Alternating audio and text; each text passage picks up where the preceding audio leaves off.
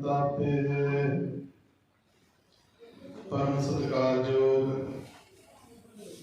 गुरु की साजी निवाजी सत्संगत जी,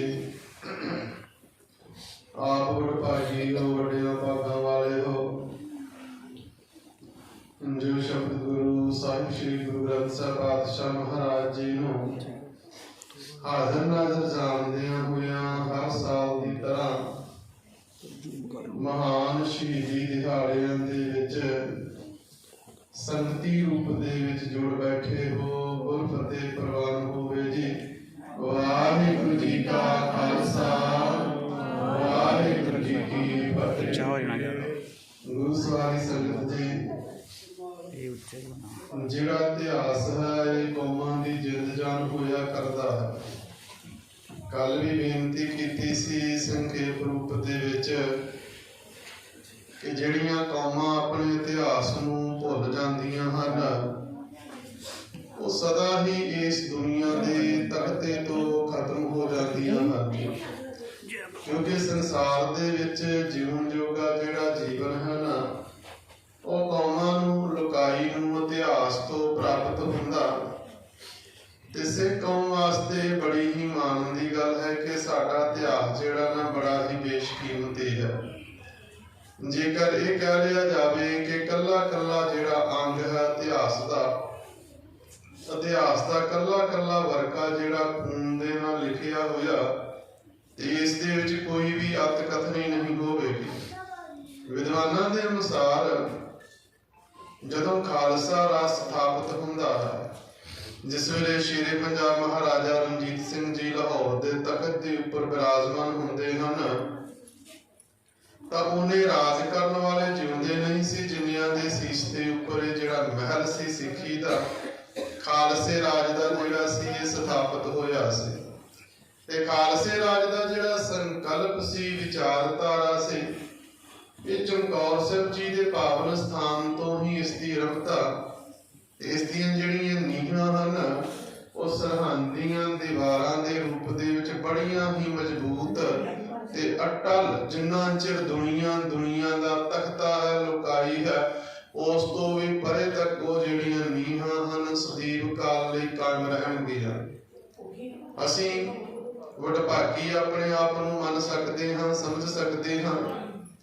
सारे दे सारे जितने भी असीं मिल जुल कर बैठे हां कि साडे वड्डे भाग मालिक दी किरपा है कि असीं इन्हां शहीदी दिहाड़ियां दे विच जुड़ बैठते हैं, क्योंकि निरंतर तख्त साहिबाना तो समुची कौम दे जिहड़े रहनुमा हन, आगू हन, जथेदार साहिबान जी हन, उन्हां वल्लों भी होर समुची कौम दे विद्वानां वल्लों ये बेनतियां कीतियां जांदियां कि इन्हां दिनां नूं किसे ना किसे रूप दे विच याद कीता जावे।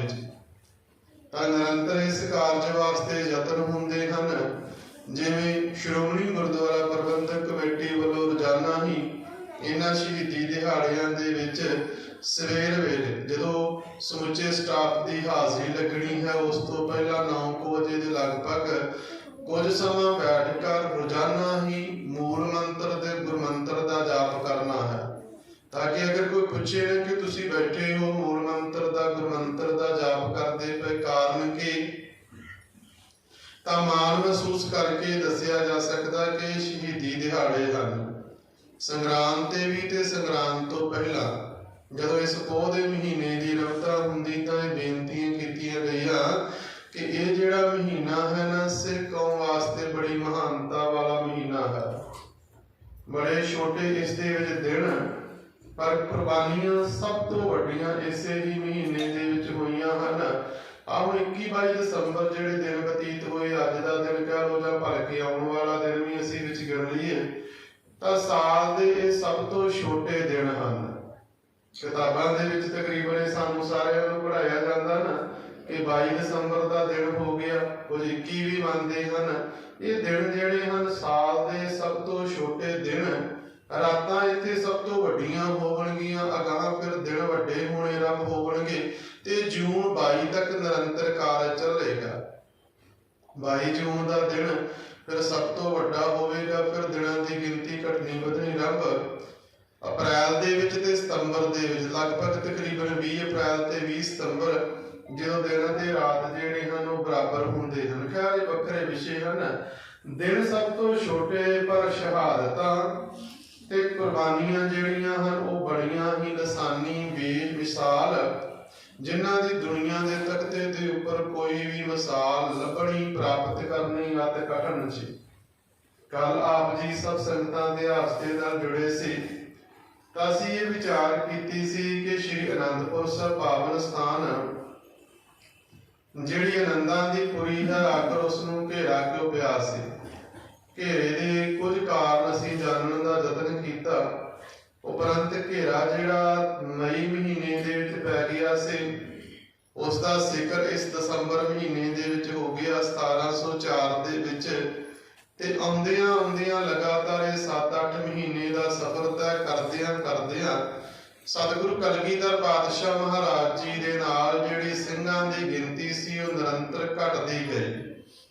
ਸ਼ਾਇਦ ਆਪ ਸੰਗਤਾਂ ਨੂੰ ਯਾਦ ਹੋਵੇਗਾ, ਪਿਛਲੇ ਸਾਲ ਤੇ ਨਿਰੰਤਰ ਕੁਝ ਸਾਲਾਂ ਤੋਂ ਇਹ ਬੇਨਤੀਆਂ ਕੀਤੀਆਂ ਗਈਆਂ ਕਿ ਜਦੋਂ ਘੇਰਾ ਪਿਆ ਸੀ ਨਾ, ਉਦੋਂ ਸਿੰਘਾਂ ਦੀ ਗਿਣਤੀ ਜਿਹੜੇ ਗੁਰੂ ਪਾਤਸ਼ਾਹ ਮਹਾਰਾਜ ਜੀ ਦੇ ਨਾਲ ਸੀ, ਉਹਨਾਂ ਦੀ ਗਿਣਤੀ 10,000 ਸੀ। ਤੇ ਜਦੋਂ ਰਾਤ ਜਿਹੜੀ ਪਿਛਲੀ ਰਾਤ ਬਤੀਤ ਹੋਈ 6 ਤੇ 7 ਪੋਹ ਦੇ ਵਿਚਕਾਰਲੀ ਰਾਤ, ਸਤਿਗੁਰੂ ਜੀ ਜਦੋਂ ਸ਼੍ਰੀ ਅਨੰਦਪੁਰ ਸਾਹਿਬ ਜੀ ਨੂੰ ਛੱਡ ਰਹੇ ਹੁੰਦੇ ਹਨ ਤਾਂ 9500 ਸਿੰਘ ਜਿਹੜਾ ਸੀ ਉਹ ਸ਼ਹੀਦ ਹੋ ਚੁੱਕਾ ਸੀ, ਤੇ ਸਿਰਫ 500 ਸਿੰਘ ਨੇ ਹੀ ਰਾਤ ਸਮੇਂ ਜਿਹੜਾ ਕਿਲਾ ਸੀ ਉਹ ਛੱਡਿਆ ਸੀ। ਗਿਣਤੀ ਜਿਹੜੀ ਨਾ, ਜਦੋਂ ਅਸੀਂ ਇਸ ਨੂੰ ਵੇਖਣ ਦਾ ਯਤਨ ਕਰੀਏ ਤੇ 9500 9500 ਜਿਹੜੀ ਗਿਣਤੀ ਕੋਈ ਛੋਟੀ ਗਿਣਤੀ ਨਹੀਂ ਹੈ। ਇੰਨੀ ਵੱਡੀ ਗਿਣਤੀ ਦੇ ਵਿੱਚ ਸਿੰਘ ਸੂਰਮੇ ਇਹਨਾਂ 8 ਮਹੀਨਿਆਂ ਦੇ ਵਿੱਚ ਸ਼ਹਾਦਤ ਪ੍ਰਾਪਤ ਕਰ ਗਏ। ਹੁਣ 95 ਨੂੰ ਤੁਸੀਂ ਤਕਸੀਮ ਕਰਕੇ ਵੇਖ ਲਓ ਕਿ ਇੱਕ ਮਹੀਨੇ ਦੇ ਵਿੱਚ ਕਿੰਨੇ ਆ ਰਹੇ ਤੇ ਇੱਕ ਦਿਨ ਦੇ ਵਿੱਚ ਕਿੰਨੇ ਸ਼ਹੀਦ ਹੁੰਦੇ ਹੋਣਗੇ। ਅਗਲਾ ਹਿਸਾਬ ਤਾਂ ਫਿਰ ਵੱਖਰਾ ਚੱਲਦਾ ਰਹੇਗਾ ਨਾ। ਤਾਂ ਰਾਤ ਸਤਿਗੁਰੂ ਪਾਤਸ਼ਾਹ ਮਹਾਰਾਜ ਜੀ ਨੇ ਹੱਸਦੀ ਵਸਦੀ ਰਸਤੀ ਹੋਈ ਜਿਹੜੀ ਅਨੰਦਪੁਰ ਸਾਹਿਬ ਜੀ ਦੀ ਪਾਵਨ ਨਗਰੀ ਸੀ, ਉਸ ਨੂੰ ਛੱਡਿਆ ਹੈ। ਸਮੁੱਚਾ ਪ੍ਰਬੰਧ ਖਾਸ ਕਰਕੇ ਉਹ ਸਥਾਨ ਜਿੱਥੇ ਗੁਰੂ ਤੇਗ ਬਹਾਦਰ ਪਾਤਸ਼ਾਹ ਮਹਾਰਾਜ ਜੀ ਦੇ ਸ਼ੀਸ਼ ਦਾ ਸੰਸਕਾਰ ਕੀਤਾ ਗਿਆ ਸੀ, ਉਸ ਜਗ੍ਹਾ ਦੀ ਸਮੁੱਚੀ ਜਿਹੜੀ ਜ਼ਿੰਮੇਵਾਰੀ ਹੈ ਸੇਵਾ ਸੰਭਾਲ ਦੀ, ਬਾਬਾ ਗੁਰਬਖਸ਼ ਦਾਸ ਜੀ ਨੂੰ ਸੌਂਪ ਕੇ ਸਤਿਗੁਰੂ ਪਾਤਸ਼ਾਹ ਮਹਾਰਾਜ ਜੀ ਉਸ ਪਾਵਨ ਸਥਾਨ ਤੇ ਨਤਮਸਤਕ ਹੋ ਕਰ ਆਨੰਦਾਂ ਦੀ ਪੁਰੀ ਦਾ ਤਿਆਗ ਕਰਦੇ ਹਨ। ਸਤਿਗੁਰੂ ਜੀ ਦੇ ਨਾਲ ਸਤਿਗੁਰੂ ਜੀ ਦਾ ਸਮੁੱਚਾ ਪਰਿਵਾਰ ਹੈ। ਤੇ ਕੱਲ ਵੀ ਇਹ ਬੇਨਤੀਆਂ ਕੀਤੀਆਂ ਸੀ ਕਿ ਧਰਮ ਜਦੋਂ ਸਨਮੁਖ ਆਇਆ ਨਾ, ਤੇ ਸਤਿਗੁਰੂ ਪਾਤਸ਼ਾਹ ਮਹਾਰਾਜ ਜੀ ਨੇ ਆਪਣਾ ਸਾਰਾ ਕੁਝ ਨਿਸ਼ਾਵਰ ਕਰ ਦਿੱਤਾ ਹੈ। ਇੱਕ ਵਾਰ ਧਰਮ ਆਇਆ ਸੀ, ਸਤਿਗੁਰੂ ਜੀ ਨੇ ਪਿਤਾ ਤੋਰ ਦਿੱਤਾ। ਅੱਜ ਇਸਲਾਮ ਧਰਮ ਤੇ ਹਿੰਦੂ ਧਰਮ ਇਕੱਠੇ ਹੋ ਕਰ ਆਏ ਕਿ ਸਤਿਗੁਰੂ ਜੀ ਤੁਸੀਂ ਇਸ ਕਿਲੇ ਦਾ ਤਿਆਗ ਕਰ ਦੇਵੋ। ਤਾਂ ਸਤਿਗੁਰੂ ਪਾਤਸ਼ਾਹ ਮਹਾਰਾਜ ਜੀ ਨੇ ਧਰਮ ਦੇ ਰੱਖਿਅਕ ਬਣ ਕੇ ਧਰਮ ਦੀ ਪੈਜ ਨੂੰ, ਮਾਨ ਮਰਜ਼ਾਦਾ ਨੂੰ ਕਾਇਮ ਰੱਖਦਿਆਂ ਹੋਇਆਂ ਆਪਣੇ ਪਰਿਵਾਰ ਸਮੇਤ ਸ਼੍ਰੀ ਅਨੰਦਪੁਰ ਸਾਹਿਬ ਜੀ ਦਾ ਜਿਹੜਾ ਕਿਲਾ ਹੈ ਉਸ ਦਾ ਤਿਆਗ ਕਰ ਦਿੱਤਾ ਜੀ। ਸਤਿਗੁਰੂ ਜੀ ਨੇ ਅਗਾਂਹ ਸਾਰੀ ਵਹੀਰ ਨੂੰ ਤੋਰਿਆ ਹੈ। ਸਿੰਘ ਸੂਰਮੇ ਤੁਰਦੇ ਹੋਏ ਅੱਗੇ ਜਾ ਰਹੇ ਤੇ ਸਭ ਤੋਂ ਜਿਹੜਾ ਆਖਰੀ ਜਥਾ ਲੈ ਕੇ ਤੁਰੇ ਹਨ ਸ਼੍ਰੀ ਅਨੰਦਪੁਰ ਸਾਹਿਬ ਜੀ ਦੇ ਪਾਵਨ ਸਥਾਨ ਤੋਂ, ਉਹ ਬਾਬਾ ਅਜੀਤ ਸਿੰਘ ਜੀ ਹਨ। ਬੜੇ ਹੀ ਸੂਰਮੇ ਸਿੱਖ ਸੇਵਕ ਆਦਿਕ ਨਾਲ ਸਤਿਗੁਰੂ ਪਾਤਸ਼ਾਹ ਮਹਾਰਾਜ ਜੀ ਦੇ ਤੇ ਹੌਲੀ ਹੌਲੀ ਸਤਿਗੁਰੂ ਪਾਤਸ਼ਾਹ ਮਹਾਰਾਜ ਜੀ ਇਸ ਪੜਾਅ ਨੂੰ ਤੈਅ ਕਰਦਿਆਂ ਹੋਇਆਂ ਕੀਰਤਪੁਰ ਸਾਹਿਬ ਵਾਲੇ ਪਾਸੇ ਨੂੰ ਤੁਰ ਪਏ ਹਨ ਜੀ। ਪਿੱਛੇ ਜਿੰਨੀਆਂ ਵੀ ਮੁਗਲ ਫੌਜਾਂ ਹਨ, 22 ਧਾਰ ਦੇ ਰਾਜੇ ਹਨ, ਇਹਨਾਂ ਸਾਰਿਆਂ ਨੇ ਆਪਣੀਆਂ ਕਸਮਾਂ ਭੁਲਾ ਦਿੱਤੀਆਂ ਜੀ।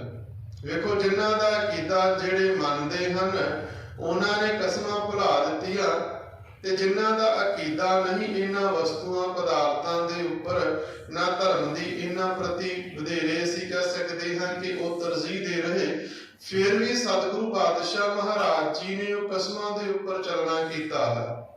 ਜ਼ਫਰਨਾਮੇ ਦੇ ਵਿੱਚ ਵੀ ਸਤਿਗੁਰੂ ਜੀ ਨੇ ਇਸ ਦਾ ਜ਼ਿਕਰ ਕੀਤਾ ਕਿ ਔਰੰਗਜ਼ੇਬ, ਤੇਰੀ ਕਿਸੇ ਵੀ ਕਸਮ ਦੇ ਉੱਪਰ ਅਤੀ ਭਰ ਮੈਨੂੰ ਕੋਈ ਯਕੀਨ ਨਹੀਂ ਹੈ, ਪਰ ਕਿਉਂਕਿ ਧਰਮ ਦੀ ਕਿਤਾਬ ਆਈ ਸੀ, ਧਰਮ ਦੀ ਗੱਲ ਆਈ ਸੀ, ਤਾਂ ਉਸ ਕਰਕੇ ਮੈਂ ਕਿਲਾ ਛੱਡਿਆ, ਨਹੀਂ ਤਾਂ ਭਾਵੇਂ ਜਿੰਨੀਆਂ ਮਰਜ਼ੀ ਫੌਜਾਂ ਹੁੰਦੀਆਂ, ਜੋ ਮਰਜ਼ੀ ਹੋ ਜਾਂਦਾ, ਕੋਈ ਵੀ ਦੁਨੀਆ ਦੀ ਤਾਕਤ ਸਾਤੋਂ ਕਿਲਾ ਨਹੀਂ ਸੀ ਛੁਡਾ ਸਕਦੀ। ਅਸੀਂ ਕਈ ਵਾਰ ਕਹਿ ਜਾਂਦੇ ਨਾ ਕਿ ਸਤਿਗੁਰੂ ਜੀ ਸ਼ਾਇਦ ਇੱਥੇ ਧੋਖੇ ਦੇ ਵਿੱਚ ਆ ਗਏ, ਸਤਿਗੁਰੂ ਜੀ ਦੇ ਨਾਲ ਧੋਖਾ ਹੋ ਗਿਆ।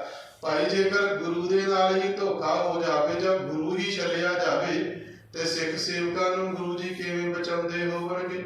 ਸੋ ਗੁਰੂ ਧੋਖੇ ਦੇ ਵਿੱਚ ਨਹੀਂ ਆਇਆ, ਗੁਰੂ ਨੇ ਧਰਮ ਨੂੰ ਉਭਾਰਨਾ ਕੀਤਾ, ਕਿਲੇ ਦਾ ਤਿਆਗ ਕੀਤਾ ਹੈ। ਤੇ ਜਿਨ੍ਹਾਂ ਨੇ ਕਸਮਾਂ ਚੁੱਕੀਆਂ ਸੀ ਉਹ ਸਾਰੇ ਆਪਣੀਆਂ ਕਸਮਾਂ ਭੁਲਾ ਕੇ ਅਜੇ ਸਤਿਗੁਰੂ ਪਾਤਸ਼ਾਹ ਮਹਾਰਾਜ ਜੀ ਕੀਰਤਪੁਰ ਸਾਹਿਬ ਜੀ ਦੇ ਪਾਵਨ ਸਥਾਨ ਤੋਂ ਹੀ ਪਾਰ ਗਏ ਕਿ ਉਹਨਾਂ ਨੇ ਆਪਣੀਆਂ ਕਸਮਾਂ ਨੂੰ ਭੁਲਾ ਕਰ ਪਿੱਛੋਂ ਹਮਲਾ ਕਰ ਦਿੱਤਾ ਹੈ। ਸੂਈਏ ਨੇ ਆਕਰ ਖਬਰ ਦਿੱਤੀ, ਸੱਚਿਆ ਪਾਤਸ਼ਾਹ ਮੁਗਲ ਹਮਲਾਵਰ ਸਾਰੀਆਂ ਕਸਮਾਂ ਭੁਲਾ ਕੇ 22 ਧਾਰ ਦੇ ਰਾਜਿਆਂ ਦੇ ਸਮੇਤ ਪਿੱਛੋਂ ਹਮਲਾ ਕਰਦੇ ਆ ਰਹੇ ਹਨ। ਸਤਿਗੁਰੂ ਜੀ ਨੇ ਭਾਈ ਉਦੇ ਸਿੰਘ ਜੀ ਨੂੰ, ਬਾਬਾ ਅਜੀਤ ਸਿੰਘ ਜੀ ਨੂੰ 100 ਸਿਪਾਹੀਆਂ ਦੀ ਸੌਂਪਣਾ ਕਰਕੇ ਟਿੱਬੀ ਸਾਹਿਬ ਜੀ ਦੇ ਪਾਵਨ ਸਥਾਨ ਦੇ ਉੱਪਰ ਖਿਲਾਰ ਦਿੱਤਾ ਤੇ ਆਖਿਆ ਕਿ ਤੁਸੀਂ ਪਿੱਛੋਂ ਆ ਰਹੇ ਜਿਹੜੇ ਹਮਲਾਵਰ ਹਨ ਉਹਨਾਂ ਨੂੰ ਇੱਥੇ ਰੋਕਣ ਦਾ ਯਤਨ ਕਰੋ, ਤਾਂ ਕਿ ਜਿਹੜੇ ਬਾਕੀ ਸੰਗਤਾਂ ਸਿੱਖ ਸੇਵਕ ਆਦਿਕ ਹਨ ਉਹ ਅਗਾਂਹ ਜਿੰਨਾ ਵੀ ਅੱਗੇ ਜਾ ਸਕਦੇ ਹਨ ਉਹ ਜਾ ਸਕਦੇ ਹੋਵਨ। ਬਾਬਾ ਅਜੀਤ ਸਿੰਘ ਜੀ ਇੱਥੇ ਰੁਕੇ, 100 ਸਿਪਾਹੀਆਂ ਦੇ ਸਮੇਤ ਬਾਬਾ ਉਦੇ ਸਿੰਘ ਜੀ ਵੀ ਇੱਥੇ ਰੁਕੇ ਹੋਏ ਹਨ। ਤਾਂ ਸਤਿਗੁਰੂ ਪਾਤਸ਼ਾਹ ਮਹਾਰਾਜ ਜੀ ਅੱਗੇ ਚੱਲਦੇ ਗਏ ਜੀ। ਜਿਸ ਵੇਲੇ ਸਤਿਗੁਰੂ ਪਾਤਸ਼ਾਹ ਮਹਾਰਾਜ ਜੀ ਸਰਸਾ ਨਦੀ ਦੇ ਕਿਨਾਰੇ ਦੇ ਉੱਪਰ ਪਹੁੰਚੇ ਹਨ, ਬੈਠੇ ਹਨ, ਤਾਂ ਇਸ ਵੇਲੇ ਤੱਕ ਕਿਉਂਕਿ ਮੀਂਹ ਵੀ ਕਾਫੀ ਪੈ ਰਿਹਾ ਸੀ, ਬੂੰਦਾਬਾਂਦੀ ਹੋ ਰਹੀ ਸੀ ਤੇ ਸਰਸਾ ਦੇ ਵਿੱਚ ਬੜਾ ਹੀ ਹੜ ਆਇਆ ਹੋਇਆ ਸੀ। ਕਿਰਪਾ ਕਰਕੇ ਸਾਰੇ ਇਕਾਗਰਤਾ ਦੀ ਦਾਤ ਬਖਸ਼ਿਸ਼ ਕਰੋ ਜੀ। ਜਿੱਥੇ ਜਿੱਥੇ ਬੈਠਣ ਨੂੰ ਜਗ੍ਹਾ ਪ੍ਰਾਪਤ ਹੋ ਰਹੀ ਬੈਠੋ ਜੀ। ਸਾਰੀ ਸੰਗਤ ਆਖੋ ਜੀ ਸਤਨਾਮ ਸ੍ਰੀ ਵਾਹਿਗੁਰੂ। ਫਿਰ ਇੱਕ ਵਾਰ ਆਖੋ ਜੀ ਸਤਨਾਮ ਸ੍ਰੀ ਵਾਹਿਗੁਰੂ। ਸਤਿਗੁਰੂ ਪਾਤਸ਼ਾਹ ਮਹਾਰਾਜ ਜੀ ਸਰਸਾ ਦੇ ਕਿਨਾਰੇ ਦੇ ਉੱਪਰ ਪਹੁੰਚ ਗਏ। ਜਿਹੜੀ ਅੱਜ ਰਾਤ ਖਤਮ ਹੋ ਚੁੱਕੀ, ਦਿਨ ਦੀ ਚੜ੍ਹਾਈ ਹੋਈ, ਦਿਨ ਵੀ ਲੰਘਿਆ ਤੇ ਹੁਣ ਅਗਲੀ ਰਾਤ ਆ ਗਈ। ਪਿਛਲੀ ਰਾਤ ਜਿਹੜੀ ਬਤੀਤ ਹੋ ਚੁੱਕੀ ਜੀ। ਸਤਿਗੁਰੂ ਜੀ ਪਹੁੰਚੇ ਸਰਸਾ ਦੇ ਕਿਨਾਰੇ ਦੇ ਉੱਪਰ ਤਾਂ ਉਸ ਵੇਲੇ ਅੰਮ੍ਰਿਤ ਵੇਲਾ ਹੋ ਚੁੱਕਾ ਸੀ। ਨਗਾਰਾ ਵਜਾਉਣ ਵਾਲੇ ਸਿੰਘ ਨੇ ਜਿਹੜੇ ਅੰਮ੍ਰਿਤ ਵੇਲੇ ਦਾ ਨਗਾਰਾ ਵਜਾਉਣਾ ਸੀ, ਨਗਾਰਾ ਵਜਾਇਆ ਤੇ ਨਾਲ ਹੀ ਸੰਗਤਾਂ ਨੂੰ ਸੁਚੇਤ ਕੀਤਾ ਕਿ ਭਾਈ ਅੰਮ੍ਰਿਤ ਵੇਲਾ ਹੋ ਗਿਆ ਹੈ। ਟਿੱਬੀ ਸਾਹਿਬ ਜੀ ਦੇ ਪਾਵਨ ਸਥਾਨ ਤੇ ਭਾਈ ਉਦੇ ਸਿੰਘ, ਬਾਬਾ ਅਜੀਤ ਸਿੰਘ ਜੀ ਦੇ ਨਾਲ ਮਿਲ ਕੇ ਇੱਕ ਅਸਾਮੀ ਜੰਗ ਜਿਹੜੀ ਹੈ ਉਹ ਲੜਦੇ ਪਏ ਹਨ। ਬਾਬਾ ਅਜੀਤ ਸਿੰਘ ਜੀ ਨੂੰ ਸੁਨੇਹਾ ਪ੍ਰਾਪਤ ਹੋਇਆ ਕਿ ਤੁਸੀਂ ਅੱਗੇ ਪਹੁੰਚੋ। ਬਾਬਾ ਉਦੇ ਸਿੰਘ ਜੀ ਉਸੇ ਹੀ ਸਥਾਨ ਤੇ, ਟਿੱਬੀ ਸਾਹਿਬ ਦੇ ਸਥਾਨ ਤੇ ਖਲੋਕਰ ਆ ਰਹੀਆਂ ਮਗਰੋਂ ਜਿਹੜੀਆਂ ਮੁਗਲ ਫੌਜਾਂ 22 ਧਾਰ ਦੇ ਜਿਹੜੇ ਰਾਜੇ ਹਨ ਉਹਨਾਂ ਨੂੰ ਰੋਕਣ ਦਾ ਯਤਨ ਕਰਦੇ ਪਏ ਹਨ। ਸਰਸਾ ਦੇ ਕਿਨਾਰੇ ਦੇ ਉੱਪਰ ਜਿੱਥੇ ਲਹੂ ਡੋਲਵੀਂ ਲੜਾਈ ਹੋ ਰਹੀ ਸੀ, ਸਤਿਗੁਰੂ ਪਾਤਸ਼ਾਹ ਮਹਾਰਾਜ ਜੀ ਨੇ ਸਿੱਖ ਸੇਵਕਾਂ ਨੂੰ ਹੁਕਮ ਕੀਤਾ ਕਿ ਭਾਈ ਅੰਮ੍ਰਿਤ ਵੇਲੇ ਦੀ ਸੰਭਾਲ ਕੀਤੀ ਜਾਵੇ।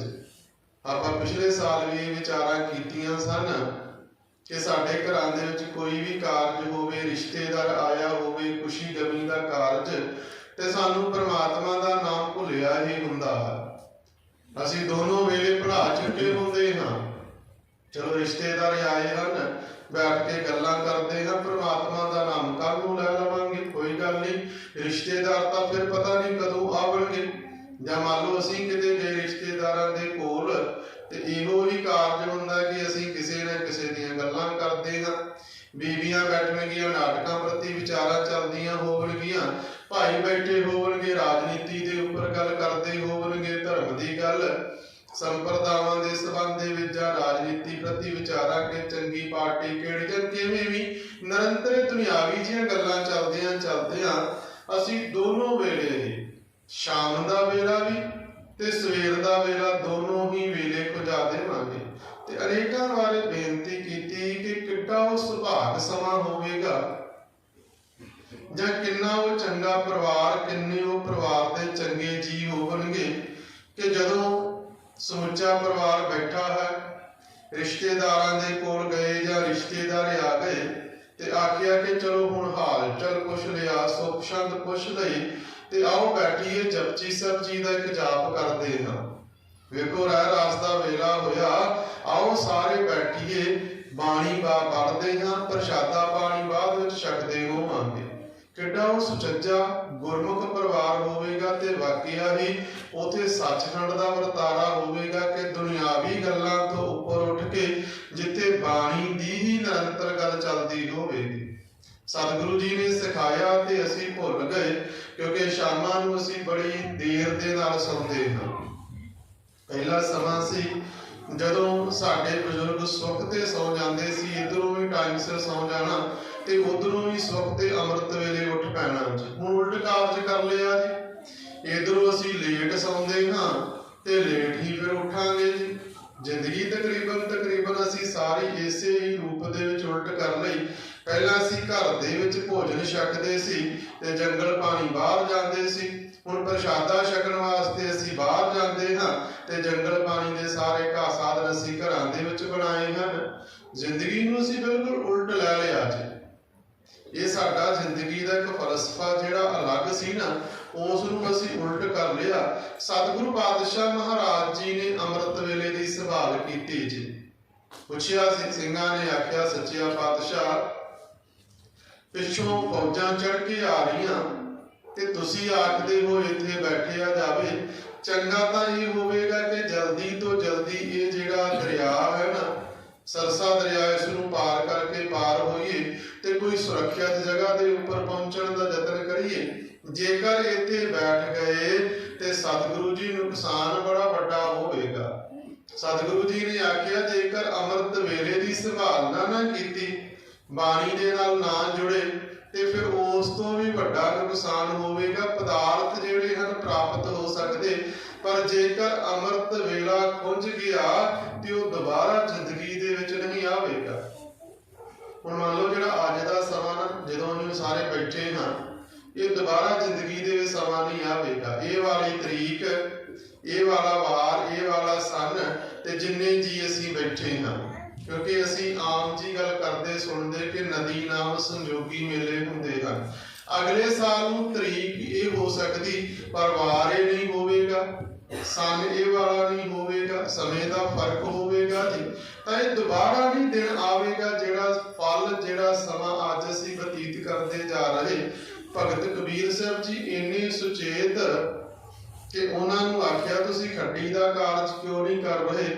ਤਾਂ ਉਹਨਾਂ ਨੇ ਆਖਣਾ ਕੀਤਾ ਸੀ, ਜਬ ਲਗ ਤਾਗਾ ਬਾਹਿਓ ਬੇਹੀ, ਤਬ ਲਗ ਵਿਸਰੇ ਰਾਮ ਸਲੇਹੀ। ਕਿ ਜਦੋਂ ਮੈਂ ਨਲਕੀ ਦੇ ਵਿੱਚੋਂ ਸਾਹ ਲੈ ਕੇ ਧਾਗਾ ਖਿੱਚਦਾ ਨਾ, ਤੇ ਉਹ ਜਿਹੜਾ ਸਵਾਸ ਹੈ ਉਹ ਬਿਰਥਾ ਚਲਿਆ ਜਾਂਦਾ। ਕਿਤੇ ਇਹੋ ਹੀ ਨਾ ਹੋਵੇ ਕਿ ਉਸੇ ਸਵਾਸ ਦੇ ਵਿੱਚ ਮੌਤ ਹੋ ਜਾਵੇ ਤੇ ਪਰਮਾਤਮਾ ਤੋਂ ਵਿਛੜਿਆ ਹੀ ਮੈਂ ਚਲਿਆ ਜਾਵਾਂ। ਭਗਤ ਲੋਚਨ ਜੀ ਨੇ ਉਦਾਹਰਨਾਂ ਦੇ ਨਾਲ ਸਾਨੂੰ ਇਹ ਗੱਲ ਸਾਂਝੀ ਕੀਤੀ ਕਿ ਭਾਈ, ਅੰਤ ਵੇਲੇ ਜਿਸ ਪ੍ਰਕਾਰ ਦੀ ਸਾਡੀ ਸੋਚ ਹੋਵੇਗੀ ਨਾ, ਅਗਲਾ ਜਨਮ ਜਾਂ ਅਗਲਾ ਸਮਾਂ ਸਾਨੂੰ ਉਸੇ ਪ੍ਰਕਾਰ ਦਾ ਪ੍ਰਾਪਤ ਹੋਵੇਗਾ।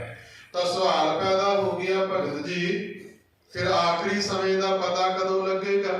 ਉਦੋਂ ਨਾਮ ਜਪ ਲਿਆ ਜਾਵੇ। ਤੇ ਭਗਤ ਜੀ ਨੇ ਆਖਿਆ ਕਿ ਭਾਈ, ਹਰੇਕ ਸਵਾਸ ਨੂੰ ਹੀ ਆਖਰੀ ਸਵਾਸ ਮੰਨ ਕੇ ਸਦਾ ਹੀ ਪਰਮਾਤਮਾ ਦਾ ਜਿਹੜਾ ਨਾਮ ਹੈ ਨਾ, ਉਹ ਜਪਿਆ ਜਾਵੇ। ਅੰਤ ਕਾਲ ਨਾਰਾਇਣ ਸਿਮਰੈ, ਐਸੀ ਚਿੰਤਾ ਮੈਂ ਜੇ ਮਰੇ, ਬਦਲਤ ਲੋਚਨ ਤੇ ਨਰਮੁਕਤਾ ਪੀਤੰਬਰ ਜਾ ਕੇ ਹਿਰਦੈ ਵਸੈ। ਸੋ ਸਤਿਗੁਰੂ ਜੀ ਨੇ ਆਖਿਆ ਕਿ ਕੋਈ ਵੀ ਸਵਾਸ, ਕੋਈ ਵੀ ਸਮਾਂ ਜਿਹੜਾ ਉਹ ਬਿਰਥਾ ਨਹੀਂ ਜਾਣ ਦੇਣਾ। ਜੇਕਰ ਅੰਮ੍ਰਿਤ ਵੇਲੇ ਦੀ ਸੰਭਾਲਨਾ ਨਾ ਹੋਈ ਤੇ ਸਭ ਤੋਂ ਵੱਡਾ ਘਾਟਾ ਹੋਵੇਗਾ। ਆਨੰਦ ਕਾਰਜ ਜਦੋਂ ਹੁੰਦੇ ਸਿੱਖ ਮਰਜ਼ਾਦਾ ਦੇ ਅਨੁਸਾਰ ਤੇ 4 ਲਾਵਾਂ ਦਾ ਪਾਠ ਕੀਤਾ ਜਾਂਦਾ ਜੀ।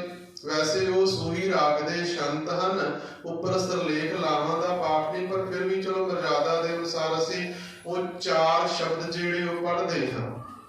ਪਹਿਲੀ ਲਾਮ ਦੇ ਵਿੱਚ ਕਰਮ ਨੂੰ ਦ੍ਰਿੜ ਕਰਨ ਵਾਸਤੇ ਸਤਿਗੁਰੂ ਪਾਤਸ਼ਾਹ ਜੀ ਨੇ ਸਮਝਾਇਆ ਹੈ। ਹਰ ਪਹਿਲੀ ਲਾਮ ਪ੍ਰਵਿਰਤੀ ਕਰਮ ਦ੍ਰਿੜਾਇਆ ਬਲਰਾਮ ਜੀ। ਕਰਮ ਦ੍ਰਿੜ ਕਰਨਾ ਕਿ ਵਾਕਿਆ ਹੀ ਸਾਡਾ ਨਿਤਨੇਮ ਪੱਕਾ ਹੈ। ਕੀ ਅਸੀਂ ਰੋਜ਼ਾਨਾ ਨਿਤਨੇਮ ਕਰਦੇ ਹਾਂ? ਕੀ ਅਸੀਂ ਰੋਜ਼ਾਨਾ ਜਪਜੀ ਸਾਹਿਬ ਜੀ ਦਾ ਜਾਪ ਕਰਦੇ ਹਾਂ? ਕੀ ਅਸੀਂ ਰੋਜ਼ਾਨਾ ਸ਼ਾਮ ਨੂੰ ਰਹਿਰਾਸ ਸਾਹਿਬ ਜੀ ਦਾ ਪਾਠ ਕਰਦੇ ਹਾਂ? ਜੇਕਰ ਤਾਂ ਵਾਕਿਆ ਹੀ ਬਿਨਾ ਨਾਗਾ ਇਹ ਕਾਰਜ ਚੱਲਦੇ ਪਏ ਨਾ, ਤੇ ਸਮਝ ਲਓ ਅਸੀਂ ਪਹਿਲੀ ਲਾਮ ਦਾ ਪਾਠ ਯਾਦ ਕਰ ਲਿਆ ਹੈ। ਅਸੀਂ ਜੀਵਨ ਦੀ ਪਹਿਲੀ ਲਾਮ ਦਾ ਪਾਠ ਕਰ ਲਿਆ। ਪਹਿਲੀ ਲਾਮ ਸਾਡੀ ਪੂਰੀ ਹੋ ਚੁੱਕੀ, ਪਰ ਜੇਕਰ ਅਜੇ ਕਿਸੇ ਦਿਨ ਰਹਿ ਜਾਂਦਾ ਜੀ ਨਿਤਨੇਮ, ਕਿਸੇ ਰੋਜ਼ ਅੰਮ੍ਰਿਤ ਵੇਲੇ ਦੀ ਸੰਭਾਲ ਵੀ ਰਹਿ ਜਾਂਦੀ ਜੀ, ਕਿਸੇ ਰੋਜ਼ ਰਹਿਰਾਸ ਸਾਹਿਬ ਜੀ ਦਾ ਵੀ ਪਾਠ ਰਹਿ ਜਾਂਦਾ, ਤੇ ਸਮਝੋ ਅਜੇ ਅਸੀਂ ਇੱਕ ਵੀ ਲਾਮ ਜਿਹੜੀ ਉਹ ਪੂਰੀ ਨਹੀਂ ਕੀਤੀ, ਅਜੇ ਅਧੂਰਾ ਕਾਰਜ ਹੈ ਜੀਵਨ ਦੇ ਵਿੱਚ। ਸਤਿਗੁਰੂ ਜੀ ਨੇ ਪੱਕਾ ਕਰਵਾਇਆ ਕਿ ਭਾਈ ਨਿਤਨੇਮ ਦੀ ਸੰਭਾਲ ਕਰਨੀ, ਤੇ ਸਤਿਗੁਰੂ ਪਾਤਸ਼ਾਹ ਮਹਾਰਾਜ ਜੀ ਬੈਠੇ ਹਨ। ਅਲੌਕਿਕ ਆਸਾ ਦੀ ਵਾਰ ਦੁਨੀਆ ਦੇ ਤਖਤੇ ਦੇ ਉੱਪਰ ਲੱਗ ਰਹੀ। ਇੱਕ ਪਾਸੇ ਸਾਜ਼ ਹਨ ਜਿਨ੍ਹਾਂ ਨਾਲ ਮਿਲ ਕੇ ਗੁਰੂ ਘਰ ਦੇ ਜਿਹੜੇ ਕੀਰਤਨੀਏ ਆਸਾ ਦੀ ਵਾਰ ਦਾ ਕੀਰਤਨ ਕਰਦੇ ਪਏ, ਨਾਲ ਸਿੱਖ ਸੰਗਤਾਂ ਵੀ ਪਾਵਨ ਬਾਣੀ ਦਾ ਜਾਪ ਕਰਦੀਆਂ ਪਈਆਂ। ਦੂਜੇ ਪਾਸੇ ਗੋਲੀਆਂ ਵੀ ਚੱਲ ਰਹੀਆਂ, ਤੀਰ ਵੀ ਚੱਲਦੇ ਪਏ, ਤਲਵਾਰਾਂ ਵੀ ਚੱਲਦੀਆਂ ਪਈਆਂ ਹਨ। ਜਿੱਥੇ ਅਨੇਕਾਂ ਸੰਗਤਾਂ ਮੱਥਾ ਟੇਕਦੀਆਂ ਪਈਆਂ, ਉੱਥੇ ਅਨੇਕਾਂ ਹੀ ਜਿਹੜੇ ਸਿਰ ਹਨ ਉਹ ਧੜਾਂ ਤੋਂ ਜੁਦਾ ਵੀ ਹੋ ਰਹੇ ਹਨ। ਦੁਨੀਆ ਦੇ ਤਖਤੇ ਦੇ ਉੱਪਰ ਬੇਸ਼ਕੀਮਤੀ ਤੇ ਇੱਕ ਵੱਖਰੀ ਕਿਸਮ ਦੀ ਜਿਹੜੀ ਆਸਾ ਦੀ ਵਾਰ ਤੇ ਅੰਮ੍ਰਿਤ ਵੇਲੇ ਦੀ ਸੰਭਾਲ ਕਰਕੇ ਸਤਿਗੁਰੂ ਪਾਤਸ਼ਾਹ ਮਹਾਰਾਜ ਜੀ ਨੇ ਫਿਰ ਬਾਣੀ ਦੇ ਨਾਲ ਇਸ ਢੰਗ ਦੇ ਨਾਲ ਜੁੜਨ ਵਾਸਤੇ ਸਾਨੂੰ ਸਮਝਾਇਆ ਜੀ। ਸਰਸਾ ਦਾ ਪਾਣੀ ਅਜੇ ਘਟ ਨਹੀਂ ਰਿਹਾ, ਕਿਉਂਕਿ ਬਰਸਾਤੀ ਨਾਲਾ ਹੈ, ਬਰਸਾਤੀ ਦਰਿਆ, ਪਿੱਛੇ ਪਹਾੜਾਂ ਦੇ ਵਿੱਚ ਵਰਖਾ ਹੋਈ, ਜਿਸ ਕਾਰਨ ਕਰਕੇ ਦਰਿਆ ਦੇ ਵਿੱਚ ਪਾਣੀ ਬੜਾ ਚੜਿਆ ਹੋਇਆ ਹੈ। ਤੇ ਇਸੇ ਹੀ ਸਰਸਾ ਨੂੰ ਪਾਰ ਕਰਕੇ ਭਾਈ ਬਚਿੱਤਰ ਸਿੰਘ ਜੀ ਰੋਪੜ ਵਾਲੇ ਪਾਸੇ ਤੋਂ ਆ ਰਹੀ ਜਿਹੜੀ ਫੌਜ ਹੈ ਨਾ, ਉਸ ਨੂੰ ਰੋਕਣ ਦਾ ਯਤਨ ਕਰਦੇ ਪਏ। ਕਹਿਣ ਤੋਂ ਭਾਵ ਕਿ ਸਰਸਾ ਦੇ ਕਿਨਾਰੇ ਦੇ ਉੱਪਰ ਤਿੰਨ ਤਰ੍ਹਾਂ ਦੀ ਜਿਹੜੀ ਜੰਗ ਚੱਲਦੀ ਪਈ ਜੀ। ਟਿੱਬੀ ਸਾਹਿਬ ਜੀ ਦੇ ਪਾਵਨ ਸਥਾਨ ਤੇ ਭਾਈ ਉਦੇ ਸਿੰਘ ਜੀ ਜੂਝ ਰਹੇ ਹਨ। ਜਿਹੜਾ ਸਰਸਾ ਦਾ ਕਿਨਾਰਾ ਜਿੱਥੇ ਆਸਾ ਦੀ ਵਾਰ ਦਾ ਕੀਰਤਨ ਹੋ ਰਿਹਾ, ਉੱਥੇ ਭਾਈ ਜੈਤਾ ਜੀ, ਭਾਈ ਜੀਵਨ ਸਿੰਘ ਜੀ, ਨਾਲ ਬਾਬਾ ਅਜੀਤ ਸਿੰਘ ਜੀ ਹਨ। ਇਹ ਮੈਦਾਨੇ ਜੰਗ ਦੇ ਵਿੱਚ ਡਟੇ ਹੋਏ, ਤੇ ਸਰਸਾ ਤੋਂ ਜਿਹੜਾ ਦੂਸਰਾ ਪਾਸਾ ਰੋਪੜ ਵਾਲਾ ਪਾਸਾ ਨਾ, ਉਸ ਪਾਸੇ ਭਾਈ ਬਚਿੱਤਰ ਸਿੰਘ ਜੀ ਆਪਣੇ ਸਾਥੀਆਂ ਸਮੇਤ ਮੈਦਾਨੇ ਜੰਗ ਦੇ ਵਿੱਚ ਦੁਸ਼ਮਣ ਨੂੰ ਰੋਕਣ ਦਾ ਯਤਨ ਕਰਦੇ ਪਏ ਜੀ। ਸਮਾਂ ਬਤੀਤ ਹੋਇਆ, ਆਸਾ ਦੀ ਵਾਰ ਦਾ ਭੋਗ ਪਿਆ। ਸਤਿਗੁਰੂ ਜੀ ਨੇ ਜੰਕਾਰੇ ਛੱਡੇ ਤੇ ਨਾਲ ਹੀ ਸਿੱਖ ਸੰਗਤਾਂ ਨੂੰ ਹੁਕਮ ਕੀਤਾ ਕਿ ਸਰਸਾ ਨੂੰ ਪਾਰ ਕੀਤਾ ਜਾਵੇ ਜੀ। ਘਮਸਾਨ ਦੇ ਜੰਗ ਦੇ ਵਿੱਚ ਸਾਰੇ ਦਾ ਸਾਰਾ ਜਿਹੜਾ ਜਥਾ ਸੀ ਨਾ, ਉਹ ਖੇਰੂ ਹੋ ਗਿਆ ਜੀ। ਸਤਿਗੁਰੂ ਜੀ ਦਾ ਪਰਿਵਾਰ ਇੱਥੇ ਵਿਛੜ ਗਿਆ ਜੀ। ਜਿਹੜਾ ਪਰਿਵਾਰ ਨਿਰੰਤਰ ਇਕੱਠਾ ਸੀ, 4 ਲਾਲ ਸਨ ਸਤਿਗੁਰੂ ਪਾਤਸ਼ਾਹ ਮਹਾਰਾਜ ਜੀ ਦੇ, 2 ਮਹਿਲ ਹਨ, ਮਾਤਾ ਜੀ ਹਨ। ਇਹ ਸਾਰੇ ਦਾ ਸਾਰਾ ਪਰਿਵਾਰ ਵੱਖ-ਵੱਖ ਹਿੱਸਿਆਂ ਦੇ ਵਿੱਚ ਵੰਡਿਆ ਗਿਆ।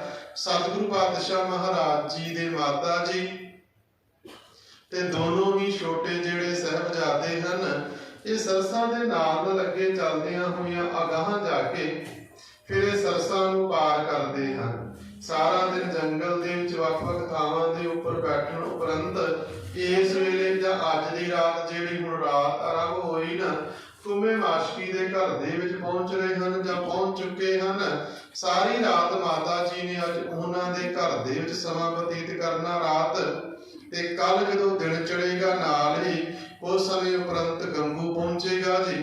ਤੇ ਗੰਗੂ ਫਿਰ ਸਾਰੇ ਪਰਿਵਾਰ ਨੂੰ, ਮਾਤਾ ਜੀ ਨੂੰ, ਸਾਹਿਬਜ਼ਾਦਿਆਂ ਨੂੰ ਲੈ ਕਰ ਆਪਣੇ ਘਰ ਨੂੰ ਅੱਗੇ ਚੱਲ ਪਵੇਗਾ। ਉਹ ਇਤਿਹਾਸ ਫਿਰ ਅਲੱਗ ਰੂਪ ਦੇ ਵਿੱਚ ਚੱਲਦਾ ਹੋਵੇਗਾ। ਸਤਿਗੁਰੂ ਜੀ ਦੇ ਮਹਿਲ ਮਾਤਾ ਸੁੰਦਰੀ ਜੀ ਤੇ ਮਾਤਾ ਸਾਹਿਬ ਦੇਵਾਂ ਜੀ, ਇਹ ਵੀ ਦਰਿਆ ਨੂੰ ਪਾਰ ਕਰਦੇ ਸਰਸਾ ਨੂੰ ਪਾਰ ਕੀਤਾ। ਭਾਈ ਮਨੀ ਸਿੰਘ ਜੀ ਦੇ ਨਾਲ ਇਹ ਵੱਖ-ਵੱਖ ਪੜਾਵਾਂ ਥਾਣੀ ਹੁੰਦਿਆਂ ਹੋਇਆਂ ਦਿੱਲੀ ਭਾਈ ਜਵਾਹਰ ਸਿੰਘ ਜੀ ਦੇ ਘਰ ਪਹੁੰਚਣਗੇ ਜੀ। ਤੀਸਰੇ ਰੂਪ ਦੇ ਵਿੱਚ, ਤੀਸਰੇ ਭਾਗ ਦੇ ਵਿੱਚ ਕਲਗੀਧਰ ਪਾਤਸ਼ਾਹ ਮਹਾਰਾਜ ਜੀ ਆਪ ਹਨ। ਸਤਿਗੁਰੂ ਜੀ ਦੇ ਦੋਨੋਂ ਹੀ ਵੱਡੇ ਸਾਹਿਬਜ਼ਾਦੇ ਬਾਬਾ ਅਜੀਤ ਸਿੰਘ ਜੀ, ਬਾਬਾ ਜੁਝਾਰ ਸਿੰਘ ਜੀ ਹਨ, ਤੇ ਕੁਝ ਸਿੰਘਾਂ ਸੇਵਕਾਂ ਸਮੇਤ ਸਤਿਗੁਰੂ ਜੀ ਨੇ ਵੀ ਸਰਸਾ ਨੂੰ ਪਾਰ ਕੀਤਾ ਜੀ। ਸਰਸਾ ਨੂੰ ਜਦੋਂ ਸਤਿਗੁਰੂ ਜੀ ਪਾਰ ਕਰਦੇ, ਵਿਦਵਾਨਾਂ ਦੇ ਅਨੁਸਾਰ ਸਤਿਗੁਰੂ ਜੀ ਦੇ ਨਾਲ 150 ਦੇ ਲਗਭਗ ਸਿੰਘ ਸੂਰਮੇ ਹਨ। ਹੁਣ ਗਿਣਤੀ ਫਿਰ ਮੈਂ ਚੇਤੇ ਕਰਾਵਾਂ ਜੀ। ਮਈ ਦੇ ਵਿੱਚ 10,000 ਸੀ ਜਦੋਂ ਘੇਰਾ ਪਿਆ ਸੀ। ਦਸੰਬਰ ਦੇ ਵਿੱਚ ਜਦੋਂ ਕਿਲਾ ਛੱਡਿਆ, ਆ 6-7 ਪੋਹ ਦੀ ਵਿਚਕਾਰਲੀ ਰਾਤ ਨੂੰ 9500 ਸਿੰਘ ਉਦੋਂ ਤੱਕ ਸ਼ਹੀਦ ਹੋ ਗਏ, 500 ਰਹਿ ਗਏ। 500 ਦੇ ਵਿੱਚੋਂ ਵੀ ਅਨੇਕਾਂ ਸਿੰਘਾਂ ਦੇ ਜਥੇ ਸ਼ਹੀਦ ਹੁੰਦੇ ਆਏ, ਕਿਉਂਕਿ ਭਾਈ ਉਦੈ ਸਿੰਘ ਜੀ ਦੇ ਨਾਲ ਸੌ ਸਿੰਘ ਟਿੱਬੀ ਸਾਹਿਬ ਜੀ ਦੇ ਪਾਵਨ ਸਥਾਨ ਤੇ ਸ਼ਹੀਦ ਹੋ ਗਿਆ। ਕੁਝ ਸਰਸਾ ਦੀ ਭੇਟਾ ਚੜ ਗਏ, ਕੁਝ ਜਿਹੜੇ ਹਨ ਉਹਨਾਂ ਨੂੰ ਰਸਤਾ ਨਾ ਪਤਾ ਲੱਗਿਆ ਕਹਿ ਸਕਦੇ ਹਾਂ। ਤਾਂ ਜਿਹਦੇ ਪਾਰ ਹੋਏ ਹਨ ਉਹ ਕੱਲੇ 150 ਹਨ। 10,000 ਤੋਂ ਗਿਣਤੀ ਆਰੰਭ ਹੋਈ। ਸਤਿਗੁਰੂ ਜੀ ਦੇ ਨਾਲ ਹੁਣ ਸਿਰਫ 150 ਦੇ ਲਗਭਗ ਸਿੰਘ ਰਹਿ ਗਏ ਤੇ ਇਹ ਵੀ ਨਿਰੰਤਰ ਜੰਗ ਕਰਦੇ ਪਏ ਹਨ। ਸਤਿਗੁਰੂ ਪਾਤਸ਼ਾਹ ਮਹਾਰਾਜ ਜੀ ਵੀ ਕੋਟਲਾ ਨਿਹੰਗ ਖਾਂ ਨਗਰ ਦੇ ਵਿੱਚ ਪਹੁੰਚਦੇ ਹਨ। ਨਿਹੰਗ ਖਾਂ ਦਾ ਪਿੰਡ ਸੀ ਕੋਟਲਾ ਵੀ ਉਸ ਨੂੰ ਕਿਹਾ ਜਾਂਦਾ, ਵੈਸੇ ਪੂਰਾ ਨਾਮ ਕੋਟਲਾ ਨਿਹੰਗ ਖਾਂ, ਜਿੱਥੇ ਭੱਠਾ ਸਾਹਿਬ ਪਾਵਨ ਸਥਾਨ ਹੈ ਜੀ, ਉਸ ਦੇ ਨਜ਼ਦੀਕ ਹੀ ਇਹ ਨਗਰ ਹੈ। ਜਦੋਂ ਕਿਤੇ ਤੁਸੀਂ ਜਾਵੋ ਨਾ ਉਸ ਪਾਸੇ ਨੂੰ, ਸਤਿਗੁਰੂ ਜੀ ਦੀ ਕਿਰਪਾ ਦੇ ਪਾਤਰ ਬਣਦਿਆਂ ਹੋਇਆਂ, ਤੇ ਜਦੋਂ ਸ਼੍ਰੀ ਅਨੰਦਪੁਰ ਸਾਹਿਬ ਜੀ ਤੋਂ ਰੋਪੜ ਨੂੰ ਜਾਵੋਗੇ ਨਾ ਤੇ ਸਾਰੇ ਸਥਾਨਾਂ ਦੇ ਤੁਸੀਂ ਜ਼ਰੂਰ ਕਿਤੇ ਖਲੋ ਕੇ ਦਰਸ਼ਨ ਕਰਦੇ ਜਾਇਓ ਜੀ। ਟਿੱਬੀ ਸਾਹਿਬ ਜੀ ਦਾ ਪਾਵਨ ਸਥਾਨ ਵੇਖਿਓ, ਜਿੱਥੇ ਬਾਬਾ ਉਦੈ ਸਿੰਘ ਜੀ ਲੜਦੇ ਹੋਏ ਸ਼ਹਾਦਤ ਪ੍ਰਾਪਤ ਕਰ ਗਏ। ਅਗਾਂਹ ਪਰਿਵਾਰ ਵਿਛੋੜਾ ਵੀ ਵੇਖਣ ਦਾ ਯਤਨ ਕਰਿਓ। ਨਾਲ ਉਹ ਵੀ ਸਥਾਨ ਜਿੱਥੇ ਭਾਈ ਬਚਿੱਤਰ ਸਿੰਘ ਜੀ ਜ਼ਖਮੀ ਹੋਏ। ਕੋਟਲਾ ਨਿਹੰਗ ਖਾਂ ਦਾ ਘਰ ਵੇਖਿਓ। ਭੱਠਾ ਸਾਹਿਬ ਜੀ ਦੇ ਪਾਵਨ ਸਥਾਨ ਦੇ ਦਰਸ਼ਨ ਕਰਿਓ ਤੇ ਅਗਾਂਹ ਫਿਰ ਚਮਕੌਰ ਸਾਹਿਬ ਜੀ ਦੇ ਪਾਵਨ ਸਥਾਨ ਨੂੰ ਤੁਰ ਪਿਓ। ਉਹ ਰਸਤਾ ਇਸੇ ਹੀ ਪ੍ਰਕਾਰ ਬਣਿਆ ਹੋਇਆ ਜਿਸ ਨੂੰ ਗੁਰੂ ਗੋਬਿੰਦ ਸਿੰਘ ਮਾਰਗ ਕਿਹਾ ਜਾਂਦਾ ਹੈ। ਸਮੁੱਚੇ ਇਤਿਹਾਸ ਨੂੰ ਚਿਤਵਦਾ ਹੋਇਆ, ਦਰਸਾਉਂਦਾ ਹੋਇਆ ਉਹ ਰਸਤਾ ਸ਼੍ਰੀ ਅਨੰਦਪੁਰ ਸਾਹਿਬ ਜੀ ਤੋਂ ਤੁਰਦਾ ਤੇ ਤਖਤ ਸ਼੍ਰੀ ਦਮਦਮਾ ਸਾਹਿਬ ਜੀ ਦੇ ਪਾਵਨ ਸਥਾਨ ਤੱਕ ਪਹੁੰਚਦਾ ਜੀ। ਜਦੋਂ ਕਿਤੇ ਸਮਾਂ ਪ੍ਰਾਪਤ ਹੋਵੇ ਜ਼ਰੂਰ ਉਸ ਰਸਤੇ ਤੇ ਚੱਲਣ ਦਾ ਯਤਨ ਕਰਿਓ। ਖੈਰ ਜੀ, ਸਤਿਗੁਰੂ ਜੀ ਨੇ ਸਰਸਾ ਨੂੰ ਪਾਰ ਕੀਤਾ। ਗਿਣਤੀ ਦੇ ਸਿੰਘ ਹਨ ਬਾਬਾ ਅਜੀਤ ਸਿੰਘ ਜੀ ਜ਼ਖਮੀ ਹਾਲਤ ਦੇ ਵਿੱਚ ਬਾਬਾ ਬਚਿੱਤਰ ਸਿੰਘ ਨੂੰ ਨਾਲ ਲੈ ਕੇ ਆਏ ਹਨ। ਜਦੋਂ ਪਹੁੰਚੇ ਤੇ ਬਾਬਾ ਬਚਿੱਤਰ ਸਿੰਘ ਜੀ ਇੰਨੇ ਜ਼ਖਮੀ ਹੋ ਚੁੱਕੇ ਤੇ ਉਹਨਾਂ ਦੇ ਸਰੀਰ ਦੇ ਉੱਪਰ ਕੋਈ ਵੀ ਕੱਪੜਾ ਚਾਦਰ ਆਦਿਕ ਪਾਈ ਜਾਂਦੀ ਨਾ ਤੇ ਉਹ ਖੂਨ ਦੇ ਨਾਲ ਲੱਥਪੱਥ ਹੋ ਜਾਂਦੀ ਹੈ। ਕੋਟਲਾ ਨਿਹੰਗ ਖਾਂ ਵਾਲੇ ਨਿਹੰਗ ਖਾਂ ਸਾਹਿਬ ਮਿਲੇ ਹਨ। ਸਤਿਗੁਰੂ ਜੀ ਦੇ ਨਾਲ ਬਚਨ ਵਿਲਾਸ ਹੋਏ। ਕੁਝ ਸਮਾਂ ਸਤਿਗੁਰੂ ਜੀ ਉਸਦੇ ਘਰ ਠਹਿਰੇ ਤੇ ਅੱਜ ਜਿਹੜੀ ਹੁਣ ਇਹ ਰਾਤ ਦੀ ਰਵਤਾ ਹੋ ਗਈ, ਸਤਿਗੁਰੂ ਪਾਤਸ਼ਾਹ ਮਹਾਰਾਜ ਜੀ ਉਸਦੇ ਪੁੱਤਰ ਨੂੰ ਨਾਲ ਲੈ ਕੇ ਰਾਹ ਦੱਸਣ ਵਾਸਤੇ ਤੇ ਚਮਕੌਰ ਸਾਹਿਬ ਜੀ ਦੇ ਪਾਵਨ ਸਥਾਨ ਤੇ ਪਹੁੰਚ ਚੁੱਕੇ ਹਨ। ਪਿੱਛੇ ਨਿਹੰਗ ਖਾਂ ਦੇ ਕੋਲ ਭਾਈ ਬਚਿੱਤਰ ਸਿੰਘ ਜੀ ਰਹਿ ਗਏ, ਜਿਹੜੇ ਬੜੇ ਹੀ ਜ਼ਖਮੀ ਹਾਲਤ ਦੇ ਵਿੱਚ ਹਨ। ਤੇ ਜਦੋਂ ਸੇਵਾ ਪੁੱਛੀ ਸੀ ਨਿਹੰਗ ਖਾਂ ਨੇ ਤੇ ਸਤਿਗੁਰੂ ਜੀ ਨੇ ਆਖਿਆ ਸੀ, ਭਾਈ ਸਾਡਾ ਇਹ ਸੇਵਕ ਹੈ, ਸਾਡਾ ਇਹ ਬੜਾ ਹੀ ਪਿਆਰਾ ਤੇ ਇਸ ਦੀ ਸੰਭਾਲ ਕਰਨੀ ਹੈ, ਇਸ ਦੀ ਦੇਖਭਾਲ ਕਰਿਓ। ਸੋ ਇੱਕ ਕਮਰੇ ਦੇ ਵਿੱਚ ਭਾਈ ਬਚਿੱਤਰ ਸਿੰਘ ਜੀ ਨੂੰ ਲਿਟਾ ਦਿੱਤਾ ਤੇ ਉਹਨਾਂ ਦੀ ਬੇਟੀ ਹੈ ਜਿਸ ਦਾ ਨਾਮ ਮੁਮਤਾਜ਼ ਹੈ, ਉਹ ਸੇਵਾ ਵਾਸਤੇ ਕੋਲ ਬੈਠ ਗਈ ਜੀ। ਕੁਝ ਵਿਦਵਾਨਾਂ ਦੇ ਅਨੁਸਾਰ ਤਾਂ ਜਿਹੜੀ ਫੌਜ ਅਨੰਦਪੁਰ ਸਾਹਿਬ ਤੋਂ ਤੁਰੀ ਸੀ, ਨਿਰੰਤਰ ਹਰੇਕ ਘਰ ਦੀ ਛਾਣਬੀਣ ਕਰਦਿਆਂ ਹੋਇਆਂ ਤਲਾਸ਼ੀ ਲੈਂਦਿਆਂ ਤੁਰੀ ਆ ਰਹੀ। ਤੇ ਕੁਝ ਵਿਦਵਾਨ ਲਿਖਦੇ ਹਨ ਕਿ ਰੋਪੜ ਦੇ ਵਿੱਚ ਸ਼ਿਕਾਇਤ ਹੋ ਗਈ ਤੇ ਨਿਹੰਗ ਖਾਂ ਦੇ ਘਰ ਦੇ ਵਿੱਚ ਸਤਿਗੁਰੂ ਜੀ ਪਹੁੰਚੇ ਹਨ। ਸੋ ਫੌਜ ਦਾ ਇੱਕ ਬੜਾ ਭਾਰੀ ਦਸਤਾ ਨਿਹੰਗ ਖਾਂ ਦੇ ਕੋਲ ਪਹੁੰਚੇ। ਆ ਕੇ ਉਸਦੇ ਘਰ ਦੀ ਤਲਾਸ਼ੀ ਲਈ ਤੇ ਜਿੱਥੇ ਭਾਈ ਬਚਿੱਤਰ ਸਿੰਘ ਜੀ ਜ਼ਖਮੀ ਹਾਲਤ ਦੇ ਵਿੱਚ ਹਨ, ਉੱਥੇ ਹੀ ਉਸਦੀ ਬੇਟੀ ਬੈਠੀ ਹੋਈ ਹੈ ਨਿਹੰਗ ਖਾਂ ਦੀ। ਪੁੱਛਿਆ ਹੈ ਫੌਜਦਾਰ ਨੇ ਕਿ ਇਹ ਦਰਵਾਜ਼ਾ ਕਿਉਂ ਬੰਦ ਹੈ, ਇਸ ਨੂੰ ਖੋਲਿਆ ਜਾਵੇ, ਮੈਂ ਤਲਾਸ਼ੀ ਕਰਨੀ ਹੈ। ਨਿਹੰਗ ਖਾਂ ਨੇ ਆਖਿਆ, ਭਰਾਵਾ ਤੂੰ ਵੀ ਮੁਸਲਮਾਨ, ਮੈਂ ਵੀ ਮੁਸਲਮਾਨ ਹਾਂ ਤੇ ਸਾਡੇ ਘਰ ਪਰਿਵਾਰ ਦੀਆਂ ਕੁਝ ਮਰਜ਼ਾਦਾਵਾਂ ਹੁੰਦੀਆਂ ਹਨ। ਜਿਸ ਕਮਰੇ ਦੇ ਵਿੱਚ ਸਾਡੇ ਧੀ ਜਵਾਈ ਹੋਵਨ ਉਹ ਦਰਵਾਜ਼ਾ ਨਹੀਂ ਖੜਕਾਇਆ ਜਾਂਦਾ। ਹੁਣ ਤੂੰ ਵੀ ਇਸ ਗੱਲ ਨੂੰ ਜਾਣਦਾ ਤੇ ਮੈਂ ਵੀ ਜਾਣਦਾ, ਕਿਉਂਕਿ ਇਸ ਕਮਰੇ ਦੇ ਵਿੱਚ ਮੇਰਾ ਦਾਮਾਦ ਹੈ ਤੇ ਮੇਰੀ ਬੇਟੀ ਹੈ। ਇਹ ਵਚਨ ਅੰਦਰ ਉਹਨਾਂ ਦੀ ਬੇਟੀ ਨੇ ਵੀ ਸੁਣੇ। ਇੱਕ ਇਤਿਹਾਸਕ ਲੇਖਕ ਦੇ ਵਿੱਚ ਪ੍ਰਾਪਤ ਹੁੰਦਾ ਕਿ ਉਸ ਸਮੇਂ ਤੱਕ ਇਹ ਬੇਟੀ ਮੁਮਤਾਜ਼ ਦੀ ਜਿਹੜੀ ਸੀ ਉਹ ਮੰਗਣੀ ਹੋ ਚੁੱਕੀ ਸੀ। ਖੈਰ ਵਿਸ਼ੇ ਅਲੱਗ ਹਨ ਜੀ। ਬੈਠਿਆਂ ਅੰਦਰ ਸੁਣ ਲਿਆ ਗੁਰੂ ਪਿਤਾ ਜੀ ਦਾ ਵਚਨ ਆਪਣੇ ਦਾ ਕਿ ਮੇਰੇ ਪਿਤਾ ਜੀ ਨੇ ਕਹਿ ਦਿੱਤਾ ਕਿ ਅੰਦਰ ਮੇਰੀ ਬੇਟੀ ਹੈ ਤੇ ਮੇਰੀ ਬੇਟੀ ਦੇ ਨਾਲ ਉਸਦਾ ਘਰ ਵਾਲਾ ਹੈ। ਫੌਜਦਾਰ ਜਿਹੜਾ ਸੀ ਉਹ ਕਮਰੇ ਨੂੰ ਤਲਾਸ਼ੀ ਕਰਨ ਤੋਂ ਬਿਨਾਂ, ਚੈੱਕ ਕਰਨ ਤੋਂ ਬਿਨਾਂ ਵਾਪਸ ਮੁੜ ਗਿਆ। ਇੱਥੇ ਵੀ ਇਤਿਹਾਸਕਾਰਾਂ ਨੇ ਦੋ ਰਾਵਾਂ ਲਿਖੀਆਂ। ਉਹ ਲਿਖਦੇ ਹਨ, ਕੁਝ ਨੇ ਲਿਖਿਆ ਕਿ ਉਸੇ ਰਾਤ ਭਾਈ ਬਚਿੱਤਰ ਸਿੰਘ ਜੀ ਸ਼ਹੀਦ ਹੋ ਗਏ ਤੇ ਕੁਝ ਲਿਖਦੇ ਹਨ ਕਿ 2-3 ਦਿਨ ਉਪਰੰਤ ਭਾਈ ਬਚਿੱਤਰ ਸਿੰਘ ਜੀ ਉੱਥੇ ਫਿਰ ਉਹਨਾਂ ਦੇ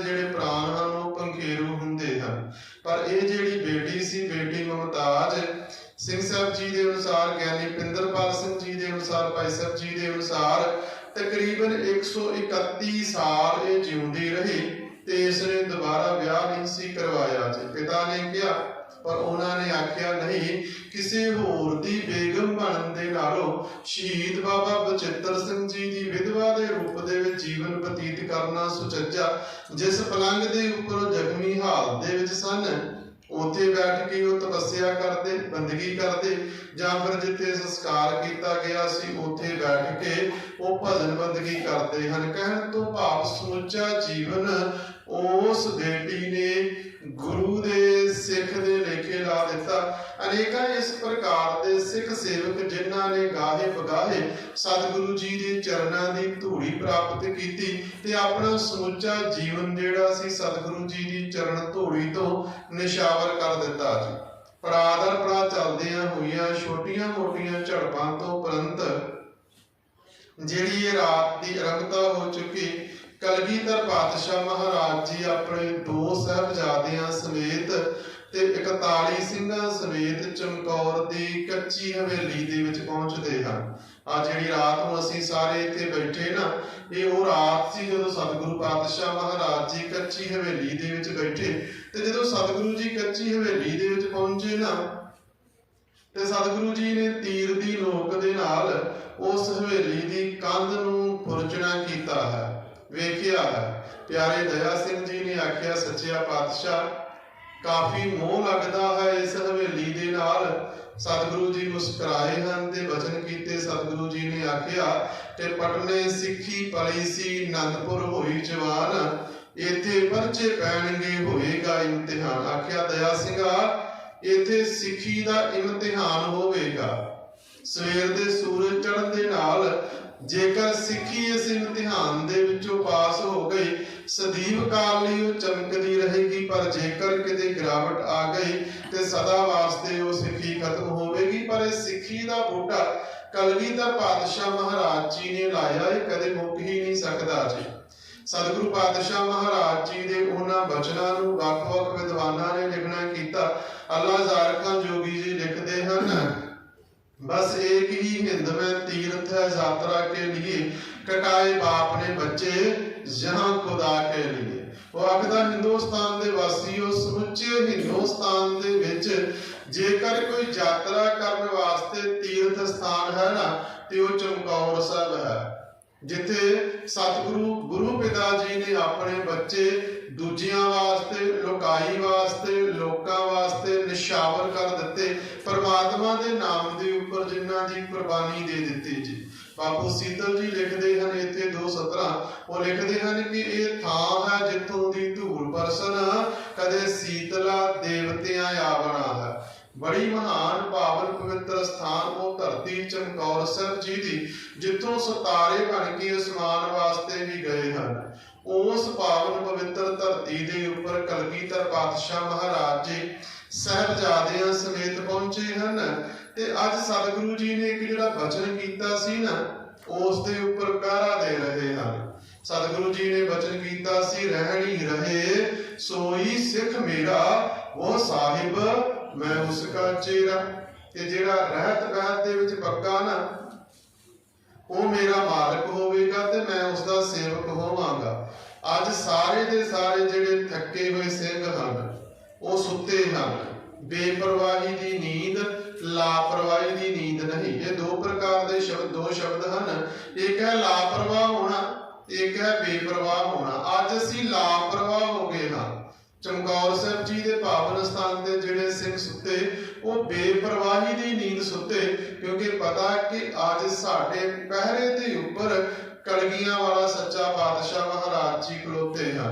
जिदन सानू यकीन हो जाएगा ना कि साडे पहरे ते कलगियां वाले पातशाह महाराज जी हैं, सानू कदे किसी का कोई डर भै नहीं होवेगा। परमात्मा तो बिना असी भै मुक्त, क्योंकि वो निरभौ हैं, ते असी भी भै तो मुक्त वाला जिहड़ा जीवन ना बतीत करते होवांगे। वेखो बेनती करिए जी कि जिहड़े पंछी हैं उन्हां नूं ते परमात्मा ते विश्वास हैगा जी, पर सानू नहीं जी हैगा जी। हुण तुसीं पुछोगे किवें जी? हुण पंछी आलणे दे विच सौंदा ते उस नूं यकीन कि जिहड़ी मौला दी जात परमात्मा ना, वो मैनूं आलणे दे विचों डिग्गण नहीं देवेगा, ते सारी रात सुरक्षित रहिंदा जी। ਅਸੀਂ ਆਪਣੇ ਬੱਚੇ ਨੂੰ ਬੈੱਡ ਦੇ ਉੱਪਰ ਸਵਾਲਦੇ, ਇੱਕ ਪਾਸੇ ਕੰਧ ਹੋਵੇਗੀ, ਇੱਕ ਪਾਸੇ ਢੋ ਹੋਵੇਗੀ, ਦੂਜੇ ਦੋਵੇਂ ਪਾਸੇ ਜਿਹੜੇ ਹਨ ਉਹ ਸਰਾਣੇ ਲਗਾਏ ਹੋਣਗੇ, ਬੱਚਾ ਫਿਰ ਥੱਲੇ ਡਿੱਗ ਪਵੇਗਾ। ਕਿਉਂਕਿ ਅਸੀਂ ਆਪਣੇ ਯਤਨਾਂ ਦੇ ਉੱਪਰ ਭਰੋਸਾ ਕਰ ਲਿਆ, ਗੁਰੂ ਤੇ ਭਰੋਸਾ ਨਹੀਂ ਕੀਤਾ। ਜਿੱਦਣ ਸਾਨੂੰ ਉਸ ਤੇ ਭਰੋਸਾ ਆ ਗਿਆ ਨਾ, ਤੇ ਫਿਰ ਗੁਰੂ ਪਾਤਸ਼ਾਹ ਮਹਾਰਾਜ ਜੀ ਕਦੇ ਵੀ ਪਿੱਠ ਨਹੀਂ ਲੱਗਣ ਦੇਵਣਗੇ। ਅਸੀਂ ਅੱਜ ਕਹਿ ਦਿੰਦੇ ਹਾਂ ਕਈ ਵਾਰ ਕਿ ਸਾਡੀ ਅਰਦਾਸ ਨਹੀਂ ਪੂਰੀ ਹੋਈ, ਅਸੀਂ ਵੇਖੀਏ ਕਿ ਅਸੀਂ ਪੂਰੇ ਹਾਂ। ਅਰਦਾਸ ਤਾਂ ਪੂਰਿਆਂ ਦੀ ਪੂਰਨ ਹੋਣੀ ਨਾ। ਹੁਕਮ ਕਰ ਦਿੱਤਾ ਸੱਚੇ ਪਾਤਸ਼ਾਹ, ਚਮਕੌਰ ਦੀ ਗੜੀ ਛੱਡ ਜਾਓ। ਸਤਿਗੁਰੂ ਜੀ ਤੁਰ ਪਏ ਜੀ। ਅੱਜ ਪਹਿਰੇ ਦੇ ਉੱਪਰ ਵੀ ਖਲੋਤੇ ਹੋਏ ਨੇ ਸਤਿਗੁਰੂ ਪਾਤਸ਼ਾਹ ਮਹਾਰਾਜ ਜੀ, ਕਿਉਂਕਿ ਸਤਿਗੁਰੂ ਜੀ ਨੇ ਬਚਨ ਕੀਤੇ ਸੀ, ਰਹਿਣੀ ਰਹੇ ਸੋਈ ਸਿੱਖ ਮੇਰਾ, ਉਹ ਸਾਹਿਬ ਮੈਂ ਉਸਕਾ ਚੇਰਾ। ਕਿ ਅਸੀਂ ਵਾਕਿਆ ਰਹਿਣੀ ਦੇ ਵਿੱਚ ਪੱਕੇ ਹਾਂ? ਜੇਕਰ ਪੱਕੇ ਹਨ ਤੇ ਤੁਸੀਂ ਇਸ਼ਨਾਨ ਕਰਕੇ, ਨਿਤਨੇਮ ਕਰਕੇ ਅਰਦਾਸ ਕਰਿਓ। ਸਤਿਗੁਰੂ ਜੀ ਪ੍ਰਤੱਖ ਰੂਪ ਦੇ ਵਿੱਚ ਅਰਦਾਸ ਨੂੰ ਪੂਰੀਆਂ ਕਰਨਗੇ। ਅਰਦਾਸ ਕਰਨ ਦਾ ਢੰਗ ਵੀ ਹੈ ਨਾ ਜੀ, ਇਸ਼ਨਾਨ ਕੀਤਾ ਜਾਵੇ, ਨਿਤਨੇਮ ਕੀਤਾ ਜਾਵੇ, ਕੜਾਹ ਪ੍ਰਸ਼ਾਦ ਦੀ ਦੇਗ ਜਿਹੜੀ ਤਿਆਰ ਕੀਤੀ ਜਾਵੇ ਜੀ, ਬਾਣੀ ਪੜ੍ਹ ਕੇ ਪਰਪੱਕ ਰੂਪ ਦੇ ਵਿੱਚ, ਪੂਰਨ ਵਿਸ਼ਵਾਸ ਦੇ ਰੂਪ ਦੇ ਵਿੱਚ, ਪੂਰਨ ਭਰੋਸੇ ਦੇ ਰੂਪ ਦੇ ਵਿੱਚ ਤੁਸੀਂ ਅਰਦਾਸ ਕਰੋ। ਸਤਿਗੁਰੂ ਜੀ ਹਾਜ਼ਰ ਨਾਜ਼ਰ ਹੋ ਕੇ ਅਰਦਾਸ ਨੂੰ ਪੂਰੀਆਂ ਕਰਦੇ ਹਨ। ਅਸੀਂ ਇੱਥੇ ਪਤਾ ਕੀ ਕਰਦੇ ਜੀ, ਅਸੀਂ ਆਖਦੇ ਹਾਂ ਕਿ ਮੇਰਾ ਵਿਸ਼ਵਾਸ ਕਿ ਮੇਰੀ ਅਰਦਾਸ ਪੂਰੀ ਹੋਵੇਗੀ। ਵਿਸ਼ਵਾਸ ਤੇ ਬੇਵਿਸ਼ਵਾਸੀ ਦੋ ਸ਼ਬਦ ਫਿਰ ਆਵਣਗੇ, ਦੁਬਿਧਾ ਫਿਰ ਬਣ ਜਾਵੇਗੀ। ਜਿੱਦਣ ਭਰੋਸਾ ਆ ਗਿਆ ਨਾ ਕਿ ਮੈਂ ਗੁਰੂ ਦੇ ਕੋਲੋਂ ਇਹ ਪਦਾਰਥ ਮੰਗਿਆ, ਮੈਨੂੰ ਮਿਲਣਾ ਹੀ ਮਿਲਣਾ, ਮੈਨੂੰ ਪੂਰਨ ਭਰੋਸਾ, ਤੇ ਸਤਿਗੁਰੂ ਜੀ ਫਿਰ ਆਵਾਜ਼ ਮਾਰ ਕੇ ਉਹ ਪਦਾਰਥ ਬਖਸ਼ਿਸ਼ ਕਰਦੇ ਹਨ। ਸਮਝਾ ਦਿੱਤਾ ਸਤਿਗੁਰੂ ਜੀ ਨੇ ਇਸ ਪਾਵਨ ਸਥਾਨ ਤੇ ਚਮਕੌਰ ਸਾਹਿਬ ਜੀ ਤੇ ਕਿ ਭਾਈ ਜੇਕਰ ਤੁਸੀਂ ਰਹਿਤ ਦੇ ਵਿੱਚ ਪੱਕੇ ਹੋ ਨਾ, ਤੇ ਗੁਰੂ ਫਿਰ ਤੁਹਾਡੇ ਪਹਿਰੇ ਦੇ ਉੱਪਰ ਖਲੋ ਕਰ ਪਹਿਰਾ ਦੇਣ ਵਾਸਤੇ ਵੀ ਤਿਆਰ, ਪਰ ਲੋੜ ਹੈ ਕਿ ਰਹਿਤ ਦੇ ਵਿੱਚ ਪੱਕੇ ਰਹੀਏ। ਸਤਿਗੁਰੂ ਪਾਤਸ਼ਾਹ ਮਹਾਰਾਜ ਜੀ ਸਾਰੀ ਰਾਤ ਉਹਨਾਂ ਦੀ ਪਹਿਰੇਦਾਰੀ ਕਰਦੇ ਹਨ। ਤੇ ਖਿਆਲ ਕਰਿਓ ਉਹਨਾਂ ਸਿੰਘਾਂ ਵੱਲ ਵੀ ਕਿ 4 ਚੁਫੇਰੇ 10 ਲੱਖ ਦਾ ਘੇਰਾ, ਪਤਾ ਸਵੇਰੇ ਜੰਗ ਹੋਵੇਗੀ, ਸ਼ਹਾਦਤਾਂ ਪ੍ਰਾਪਤ ਹੋਣੀਆਂ, ਪਰ ਫਿਰ ਵੀ ਉਹ ਬੜੇ ਆਰਾਮ ਦੇ ਨਾਲ ਸੁੱਤੇ ਪਏ ਹਨ। ਤੇ ਅਸੀਂ ਦਵਾਈਆਂ ਖਾ ਕੇ ਵੀ ਨੀਂਦ ਨਹੀਂ ਪੂਰੀ ਲੈ ਪਾਉਂਦੇ ਜੀ, ਕਿਉਂਕਿ ਉਹਨਾਂ ਨੂੰ ਫਿਰ ਬੇਨਤੀ ਕਰਾਂ ਗੁਰੂ ਦੇ ਉੱਪਰ ਭਰੋਸਾ। ਜਿੱਦਣ ਸਾਨੂੰ ਭਰੋਸਾ ਆ ਗਿਆ, ਫਿਰ ਸਤਿਗੁਰੂ ਪਾਤਸ਼ਾਹ ਮਹਾਰਾਜ ਜੀ ਦੀ ਅਸੀਂ ਵੀ ਸਾਰੇ ਕਿਰਪਾ ਦੇ ਪਾਤਰ ਬਣਾਂਗੇ। ਸੋ ਰਾਤ ਅਸੀਂ ਤਾਂ ਆਪੋ ਆਪਣੀ ਜਗ੍ਹਾ ਤੇ ਜਾ ਕੇ ਬਤੀਤ ਕਰਨੀ, ਪਰ ਮਾਤਾ ਦਾ ਫਿਕਰ ਕਰਿਓ। ਮਾਤਾ ਪ੍ਰਤੀ ਜ਼ਰੂਰ ਸੋਚ ਕੇ ਵੇਖਿਓ ਕਿ ਮਾਤਾ ਜੀ ਤੇ ਛੋਟੇ ਦੋਨੋਂ ਹੀ ਸਾਹਿਬਜ਼ਾਦੇ ਕੁੰਮੇ ਮਾਸ਼ਕੀ ਦੀ ਝੁੱਗੀ ਦੇ ਵਿੱਚ ਹਨ। ਸਤਿਗੁਰੂ ਪਾਤਸ਼ਾਹ ਮਹਾਰਾਜ ਜੀ ਸਭੋ 44 ਜਾਣੇ ਜਿਹੜੇ ਹਨ ਇਹ ਚਮਕੌਰ ਸਾਹਿਬ ਜੀ ਦੀ ਕੱਚੀ ਹਵੇਲੀ ਦੇ ਵਿੱਚ ਪਹੁੰਚੇ, ਤੇ ਗੁਰੂ ਜੀ ਦੇ ਮਹਿਲ ਤੇ ਭਾਈ ਮਨੀ ਸਿੰਘ ਜੀ ਵੱਖ-ਵੱਖ ਪੜਾਵਾਂ ਰਾਹੀਂ ਦਿੱਲੀ ਵੱਲ ਦਾ ਜਿਹੜਾ ਸਫ਼ਰ ਹੈ ਉਹ ਤੈਅ ਕਰਦੇ ਪਏ ਹਨ। ਕੱਲ ਕਿਸ ਪ੍ਰਕਾਰ ਉਹ ਜੰਗ ਹੋਵੇਗੀ, ਆਉਣ ਵਾਲੇ ਸਮੇਂ ਦੇ ਵਿੱਚ ਸਤਿਗੁਰੂ ਪਾਤਸ਼ਾਹ ਮਹਾਰਾਜ ਜੀ ਕਿਵੇਂ ਆਪਣੇ ਹੱਥੀਂ ਆਪਣੇ ਪੁੱਤਰਾਂ ਨੂੰ ਤੋਰਦੇ ਹਨ। ਦੁਨੀਆ ਦੇ ਵਿੱਚ ਹੋਰ ਜਿਹੜੇ ਵੱਡੇ ਵਿਦਵਾਨ ਹੋਏ ਜਾਂ ਜਿਹੜੇ ਕਾਰਜ ਹੋਏ, ਉਹਨਾਂ ਦੇ ਨਾਲ, ਉਦਾਹਰਨਾਂ ਦੇ ਨਾਲ ਉਹ ਇਤਿਹਾਸ ਆਪਸ ਸੰਗਤਾਂ ਦੇ ਨਾਲ ਸਾਂਝ ਪਾਈ ਜਾਵੇਗੀ। ਵੈਸੇ ਕੱਲ ਕਿਉਂਕਿ ਸ਼ਹੀਦੀ ਦਿਹਾੜਾ ਹੈ ਨਾ, ਤਾਂ ਇਸੇ ਦੇ ਸੰਬੰਧ ਦੇ ਵਿੱਚ ਪਾਠ ਸਾਹਿਬ ਜੀ ਦੇ ਪਾਵਨ ਸਥਾਨ ਤੇ ਰਹਿਰਾਸ ਸਾਹਿਬ ਜੀ ਦੇ ਜਾਪ ਤੋਂ ਉਪਰੰਤ ਗੁਰਮਤਿ ਸਮਾਗਮ ਹੋਵੇਗਾ। ਜਿੰਨੀਆਂ ਕੋ ਸੰਗਤਾਂ ਹਨ, ਬੇਨਤੀ ਹੈ ਜੀ ਕਿ ਜ਼ਰੂਰ ਉੱਥੇ ਪਹੁੰਚਣ ਦਾ ਯਤਨ ਕਰਿਓ, ਤਾਂ ਕਿ ਜਿਹੜਾ ਇਤਿਹਾਸ ਹੈ ਉਸ ਦੀ ਸਾਂਝ ਉੱਥੇ ਪਾਈ ਜਾਵੇਗੀ। ਆਪ ਨੂੰ ਸੰਗਤਾਂ ਦਾ ਬਹੁਤ ਬਹੁਤ ਧੰਨਵਾਦ ਜੀ। ਇਸੇ ਪ੍ਰਕਾਰ ਜੁੜੇ ਰਹੋ। ਸਤਿਗੁਰੂ ਪਾਤਸ਼ਾਹ ਮਹਾਰਾਜ ਜੀ ਕਿਰਪਾ ਕਰ ਰਹਿਮਤ ਕਰਨ, ਆਪ ਨੂੰ ਸੰਗਤਾਂ ਦੇ ਸਿਰ ਤੇ ਮਿਹਰ ਭਰਿਆ ਹੱਥ ਰੱਖਣ ਜੀ। ਦਰੋਂ ਕਰੋ ਸਿੱਖੀ ਨਾਮਦਾਨ, ਪ੍ਰੋਸਾਦਨ ਬਖਸ਼ਿਸ਼ ਕਰਨ, ਪਰਿਵਾਰਾਂ ਦੇ ਵਿੱਚ ਸੁਖ ਸ਼ਾਂਤੀ, ਆਪਸੀ ਪਰਸਪਰ ਪਿਆਰ, ਇਤਫਾਕ ਸਲੂਕ ਦੀਆਂ ਦਾਤਾਂ ਬਖਸ਼ਿਸ਼ ਕਰਨ ਜੀ। ਸੰਸਾਰ ਦੇ ਭਲੇ ਵਾਸਤੇ, ਆਂਢ ਗੁਆਂਢ ਦੇ ਭਲੇ ਵਾਸਤੇ, ਪਰਿਵਾਰ ਦੇ ਭਲੇ ਵਾਸਤੇ, ਆਪਣੇ ਭਲੇ ਵਾਸਤੇ ਅਰਦਾਸ ਕਰਦਿਆਂ ਹੋਇਆਂ ਸਾਰੀ ਸੰਗਤ ਉਚਾਰਨ ਕਰੋ ਜੀ। ਨਾਨਕ ਨਾਮ ਚੜ੍ਹਦੀ ਕਲਾ, ਤੇਰੇ ਭਾਣੇ ਸਰਬੱਤ ਦਾ ਭਲਾ। ਫਿਰ ਅਸਨਾ ਪਵਿੱਤਰ ਕਰੋ, ਉਚਾਰਨ ਕਰੋ। ਨਾਨਕ ਨਾਮ ਚੜ੍ਹਦੀ ਕਲਾ, ਤੇਰੇ ਭਾਣੇ ਸਰਬੱਤ ਦਾ ਭਲਾ। ਭੁੱਲਾਂ ਗਲਤੀਆਂ ਨੂੰ ਨਾ ਚਿਤਾਰਦਿਆਂ ਹੋਇਆਂ ਫਤਿਹ ਦੀ ਸਾਂਝ ਪਾਓ ਜੀ, ਆਖੋ ਜੀ ਵਾਹਿਗੁਰੂ ਜੀ